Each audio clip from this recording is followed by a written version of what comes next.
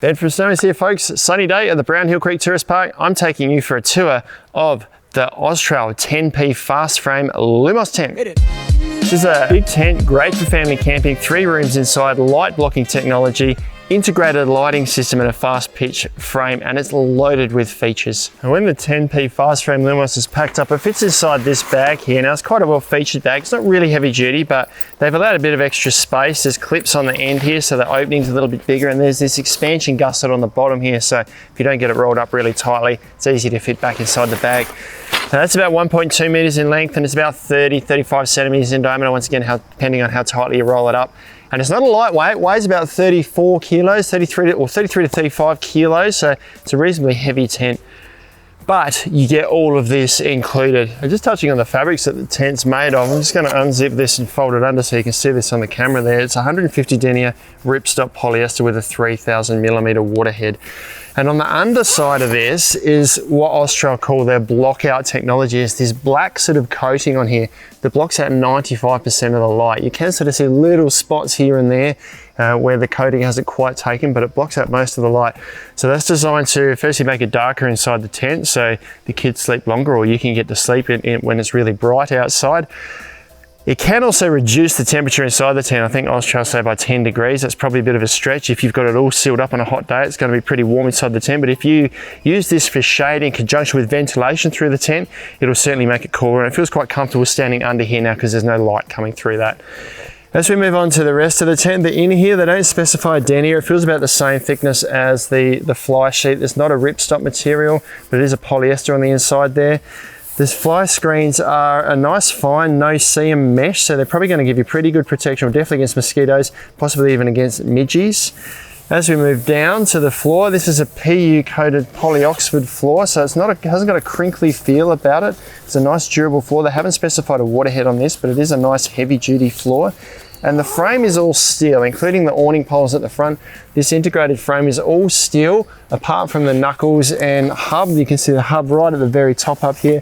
This is made from a nylon or a sort of a flexible plastic, and there's some metal components in there as well, but predominantly a steel frame. Now we'll move on to some of the features of the Fast Frame 10P tent here, starting with this awning at the front. Now, we've got multiple setup options with this. I've got this set up in full at the moment.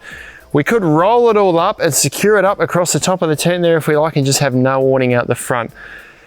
With it set up in full like this, we've got a full length shade and wall protection on the end there. There are actually 3 sections to this awning. So there's a zip that runs down here and a zip that runs down here, and each of the 3 sections has got its own independent eyelet. So we could set up an awning here with the 2 end bits shut if we like.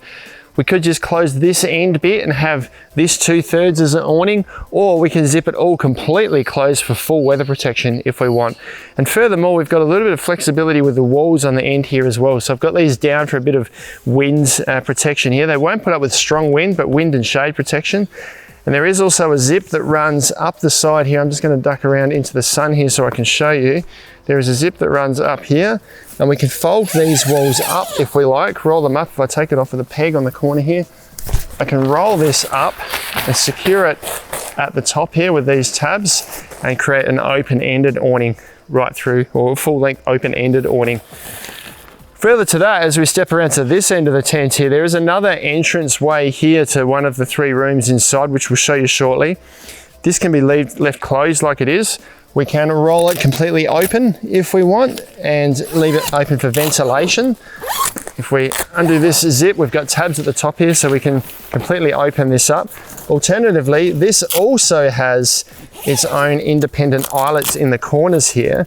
So with 2 more of the included awning poles, we can set this up as another awning out the side here. So we've now got shade at the end of the tent and shade across the front of the tent. But it keeps going further than that. If we come around to the rear of the tent, we've got 2 windows here that can be set up either zipped closed, rolled completely open, or set up as little shade awnings over the top of the mesh here.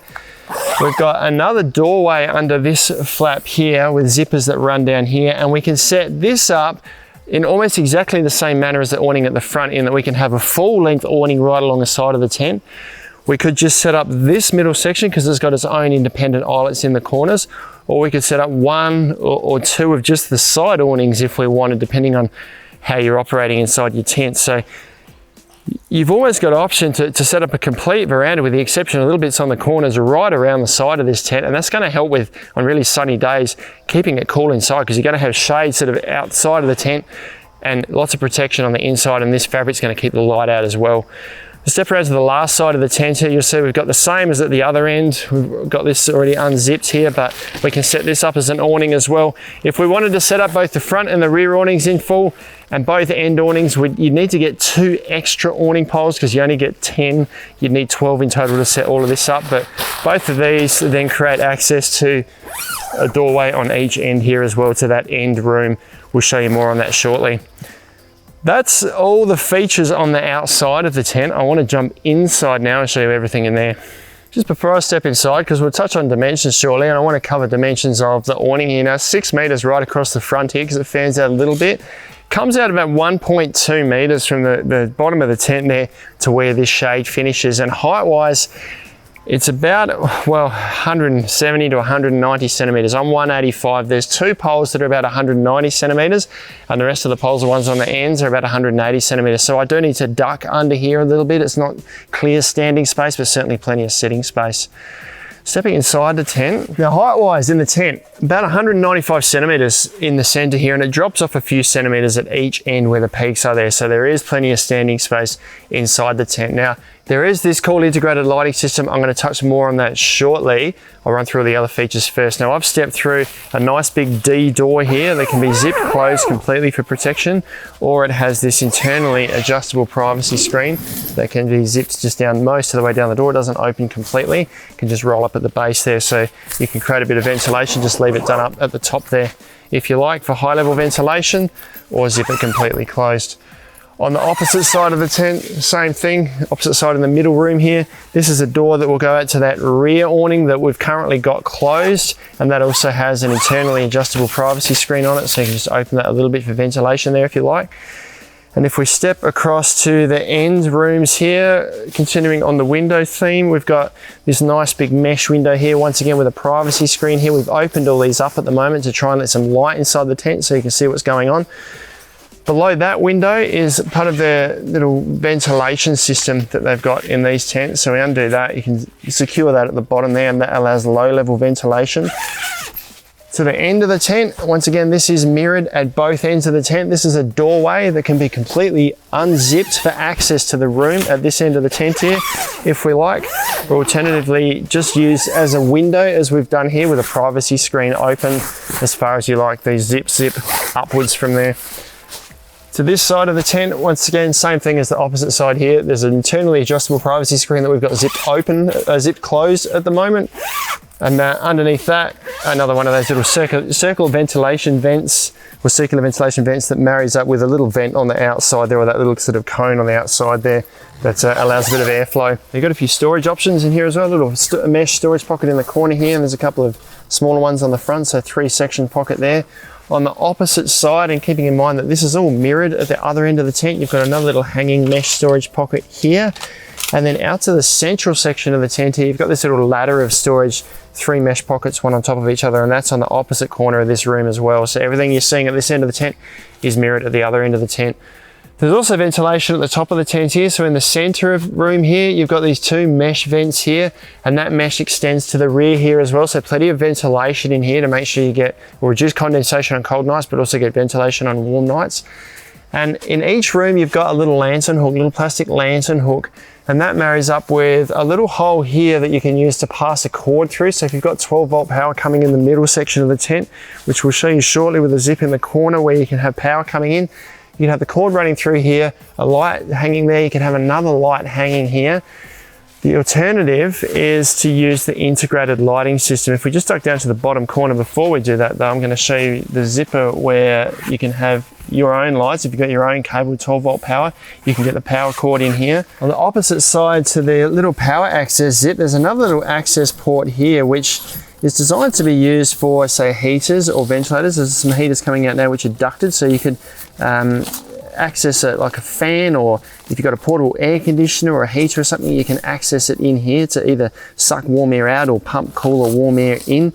I guess you could also use this as another power access point if you like. It's got a little securing loop around there, so you can put the cord through, tighten it up, and then zip this closed as far as you want, and that's going to remain reasonably bug proof. But OZtrail have actually integrated their own lighting system into this tent, which marries up with this switch here.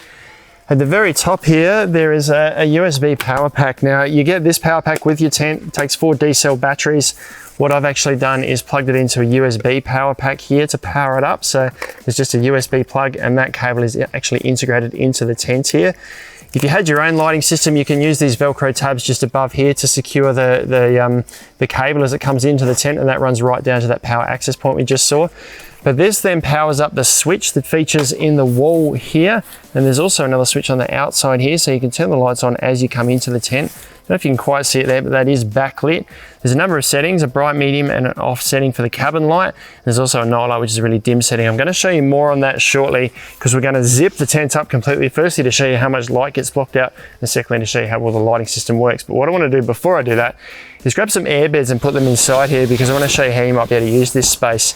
Now, they say this is a 10-person tent, but ideally I reckon it's probably better for a family of 4 to 6, because you've got 2 sleeping areas, so 2 in each room, or 2 to 3 in each room. Now, I've got 4 airbeds in here. Now, each end room, 3 airbeds in here, and each end room measures about 195 centimeters in depth this way at the base, and the tent's 220 centimeters in width. That center room is about 200 centimeters between the 2 end rooms there. Now, this is a double high airbed that I've got in the end here. It's about 2 meters in length and about 150 centimeters in width here. So it won't fit this way. It's got to fit across ways here. So Mum and Dad have got room in here to sleep, plus a very little bit of storage. And then you have also got this privacy screen here that you can zip up to close the room up if you like. So this sits in its own little storage pocket there.